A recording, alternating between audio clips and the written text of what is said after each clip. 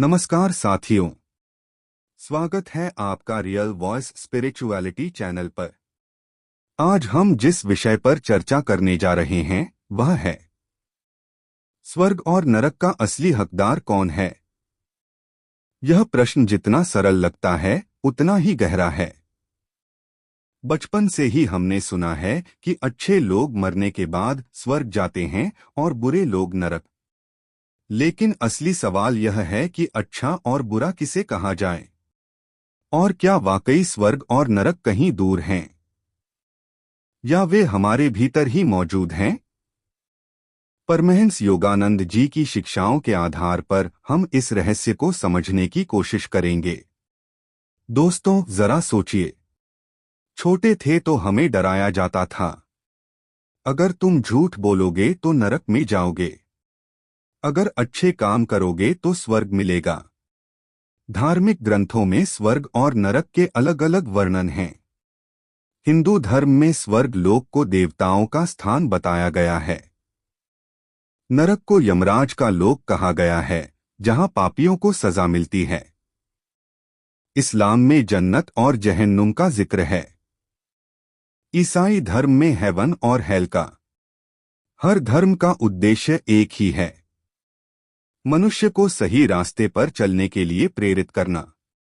लेकिन योगानंद जी कहते हैं, स्वर्ग और नरक केवल मृत्यु के बाद की जगहें नहीं हैं, बल्कि वे मन की अवस्थाएं भी हैं।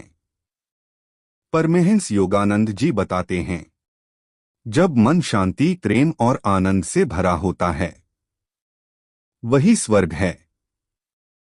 जब मन क्रोध, ईर्ष्या और लोभ से जलता है, वही नरक है। उदाहरण, आप किसी जरूरतमंद की मदद करते हो, उसके चेहरे पर मुस्कान देखते हो, उस पल का जो आनंद है वही स्वर्ग है। आप गुस्से में किसी को बुरा भला कहते हो और अंदर बेचैनी, पछतावा महसूस करते हो, वही नरक है। यानी स्वर्ग और नरक कहीं दूर नहीं, वे आपके विचारों और कर्मों से यहीं पृथ्वी पर शुरू हो जाते हैं। योगानंद जी कहते हैं, तुम्हारा मन ही तुम्हें स्वर्ग तक ले जाता है और वही मन तुम्हें नरक में भी डाल देता है। अगर आपका मन निर्मल है तो यह संसार भी आपको मंदिर लगेगा। अगर आपका मन दूषित है तो यह संसार आपको जेल लगेगा। इसलिए असली सवाल यह नहीं कि मरने के बाद हम कहाँ जाएंगे, बल्कि यह है कि जीते जी हम कैसे जी रहे हैं। समझने वाली बात यह है कि हम हर दिन अपने स्वर्ग और नरक की तैयारी कर रहे हैं। जब हम दूसरों को आशीर्वाद देते हैं, मदद करते हैं, प्रेम बांटते हैं, तो हम अपने लिए स्वर्ग का रास्ता बना रहे हैं। जब हम झूठ, छल और क्रोध में डूबते हैं, तो हम अपने लिए नरक की राह बना रहे हैं। मॉडर्न एग्जाम्पल, एक व्यक्ति करोड़पति है, लेकिन उसका मन हमेशा लालच और चिंता में डूबा है। उसे नींद नहीं आती, शांति नहीं मिलती। वह अपने धन के बावजूद नरक में जी रहा है। दूसरी ओर एक साधारण किसान है, दिन भर मेहनत करता है, शाम को परिवार के साथ हंसता है, भगवान का नाम लेता है। वह अपने जीवन में स्वर्ग का अनुभव कर रहा है। अब सवाल आता है, स्वर्ग और नरक का असली हकदार कौन है? योगानंद जी कहते हैं, स्वर्ग का हकदार वह है जिसका हृदय पवित्र है, जो करुणामयी है, सत्यनिष्ठ है और ईश्वर की ओर बढ़ने की कोशिश करता है। नरक का हकदार वह है जो स्वार्थ, घृणा और लोभ से भरा है, जो दूसरों को कष्ट पहुंचाकर सुख पाना चाहता है।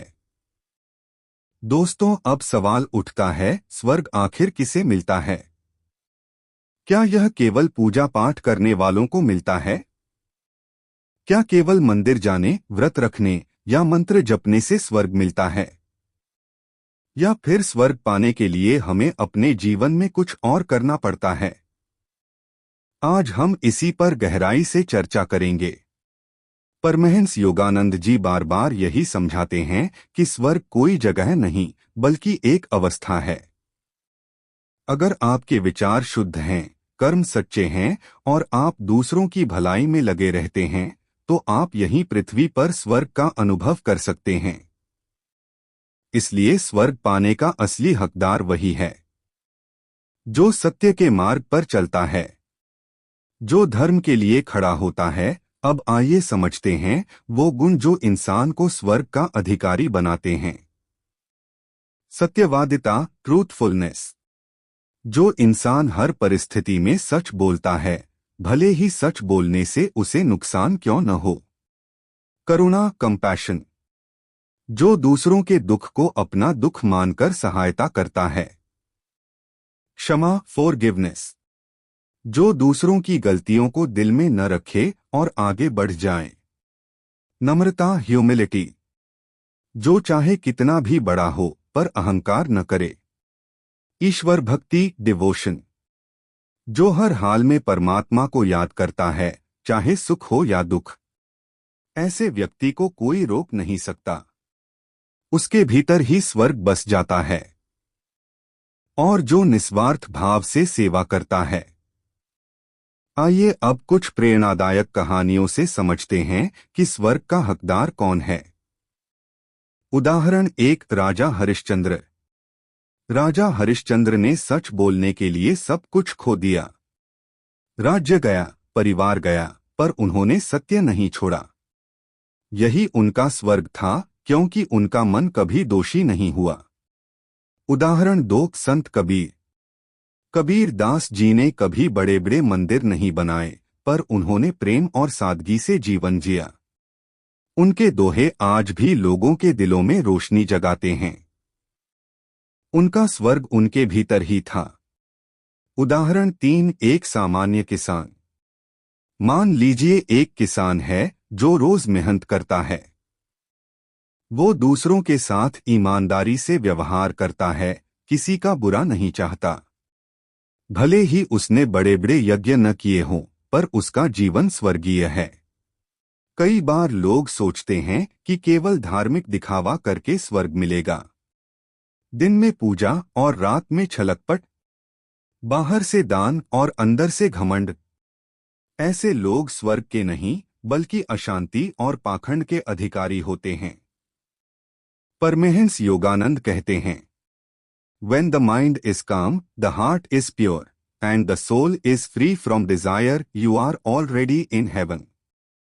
हिंदी में, जब मन शांत हो, हृदय निर्मल हो और आत्मा इच्छाओं से मुक्त हो, तभी तुम स्वर्ग में हो। इसका मतलब है कि स्वर्ग कोई दूर आकाश में नहीं है। यह हमारे विचारों और कर्मों से बनता है। आज की भागदौड़ भरी जिंदगी में भी हम स्वर्ग के पात्र बन सकते हैं। कैसे? ईमानदारी से काम करके, चाहे नौकरी हो या बिजनेस। परिवार में प्रेम बनाए रखकर। समाज के लिए कुछ अच्छा करके। आत्मा की शांति के लिए ध्यान और प्रार्थना करके। जब हम ये सब करते हैं तो हमारे आसपास का वातावरण भी स्वर्ग जैसा बन जाता है। तो दोस्तों, स्वर्ग का असली हकदार वही है जो सच बोलता है, दूसरों का भला करता है, क्षमा करता है और अहंकार छोड़कर ईश्वर को याद करता है। स्वर्ग केवल मरणोपरांत नहीं बल्कि यहीं इस जीवन में अनुभव किया जा सकता है। दोस्तों, जैसे स्वर्ग का असली हकदार वही है जो सत्य, करुणा और भक्ति के मार्ग पर चलता है, वैसे ही नरक का असली हकदार भी है। पर सवाल ये उठता है कि नरक कौन जाता है? क्या केवल बड़े अपराधी ही नरक के अधिकारी होते हैं? या फिर साधारण इंसान भी अपने छोटे छोटे पापों से नरक का रास्ता बना लेता है? आज हम इस गहरे प्रश्न का उत्तर ढूंढेंगे। परमहंस योगानंद जी ने कहा है, नरक कोई बाहरी जगह नहीं बल्कि मन की वह अवस्था है जहां अज्ञान, लोभ और दुख का अंधेरा छा जाता है।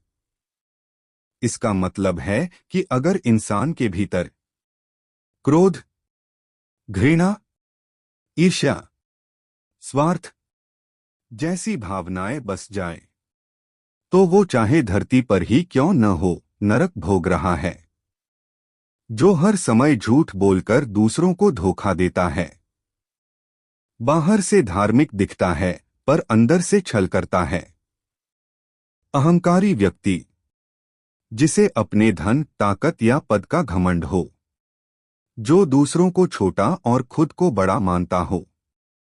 क्रोधी और हिंसक व्यक्ति जो गुस्से में आकर दूसरों को चोट पहुंचाता है। हिंसा उसका स्वभाव बन जाता है। लोभी और लालची व्यक्ति जो केवल अपने लिए धन, सुख और शक्ति इकट्ठा करता है, जिसे दूसरों की जरूरतों की परवाह नहीं। ईर्ष्यालु और द्वेष रखने वाला व्यक्ति जिसे दूसरों की खुशी बर्दाश्त नहीं होती, जो हमेशा तुलना और जलन में जीता है। ऐसे लोग भले ही सोने की कुर्सी पर बैठे हों, उनका मन नरक में ही जलता है। उदाहरण 1, रावण। रावण एक महान विद्वान था, शिव भक्त था, पर उसका अहंकार ही उसे नरक का पात्र बना गया। चाहे उसके पास अपार शक्ति थी, पर उसका अंत दुखद हुआ। उदाहरण 2, कौरव। महाभारत में दुर्योधन और उसके भाइयों ने ईर्ष्या और लोभ में आकर धर्म की राह छोड़ी। उनका परिणाम नरक समान विनाश था। उदाहरण 3, साधारण जीवन। मान लीजिए कोई व्यापारी है जो तौल में धोखा देता है। वो बाहर से मंदिर जाता है पर अंदर से झूठ और पाप करता है। उसका जीवन भी नरक की ओर बढ़ रहा है। नरक केवल मृत्यु के बाद नहीं है। जब इंसान रात को सो नहीं पाता क्योंकि उसके मन में अपराध बोध है, जब वह दूसरों की सफलता देखकर जलता है, जब उसके अंदर केवल क्रोध और द्वेष है, तो समझ लो वो व्यक्ति यहीं धरती पर नरक भोग रहा है। अब सवाल आता है, अगर कोई इंसान गलती से इन रास्तों पर चला जाए तो क्या वो हमेशा नरक का हकदार रहेगा? नहीं, क्योंकि इंसान के पास हमेशा परिवर्तन का अवसर होता है।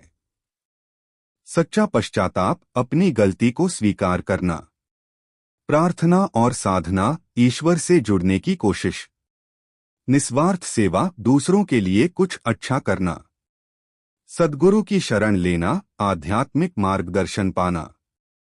अगर कोई व्यक्ति ये कदम उठाता है तो वो नरक से मुक्त होकर स्वर्ग का अधिकारी बन सकता है। आज के समय में नरक का अनुभव कहाँ होता है? भ्रष्ट नेता जो जनता का धन खा जाते हैं और गरीब भूखे रहते हैं। बेईमान अधिकारी जो रिश्वत लेकर दूसरों का हक छीन लेते हैं। कंपनी मालिक जो मजदूरों का शोषण करते हैं। घर का सदस्य जो अपने ही परिवार के लोगों को दुख देता है। ऐसे लोग बाहर से चाहे कितने भी सुखी दिखें, पर उनके भीतर गहरी अशांति और डर रहता है। यही नरक है। गीता में भगवान कृष्ण कहते हैं, मनुष्य अपने कर्मों का फल अवश्य भोगता है। इसका मतलब है, अगर हम अच्छे कर्म करेंगे तो शांति और सुख पाएंगे। अगर हम बुरे कर्म करेंगे तो बेचैनी और दुख ही मिलेगा। नरक केवल दंड नहीं, बल्कि हमारे कर्मों का प्रतिबिंब है। तो दोस्तों, नरक का असली हकदार वही है जो झूठ, लोभ, क्रोध और ईर्ष्या में डूबा है, जो अपने स्वार्थ के लिए दूसरों को नुकसान पहुंचाता है, जो अहंकार और पाप के मार्ग पर चलता है। लेकिन अगर वह अपनी गलती सुधार ले, सच्चे मन से पश्चाताप करे और धर्म की राह पर लौट आए, तो नरक से बच सकता है। दोस्तों, याद रखिए, स्वर्ग और नरक कोई दूर की जगह नहीं, बल्कि हमारे मन की स्थिति है। अगर मन पवित्र है तो यही जीवन स्वर्ग है। अगर मन अपवित्र है तो यही जीवन नरक है। अब चुनाव हमारे हाथ में है। क्या हम स्वर्ग चुनते हैं या नरक? तो दोस्तों, आज हमने जाना कि स्वर्ग और नरक कोई दूर कहीं नहीं है, बल्कि हमारे अपने विचारों और कर्मों की स्थिति है। अगर हम सच्चाई, करुणा और प्रेम के मार्ग पर चलते हैं तो यही जीवन स्वर्ग बन जाता है। और अगर हम झूठ, लोभ और क्रोध में फंसते हैं तो यही जीवन नरक बन जाता है। चुनाव हमेशा हमारे हाथ में है।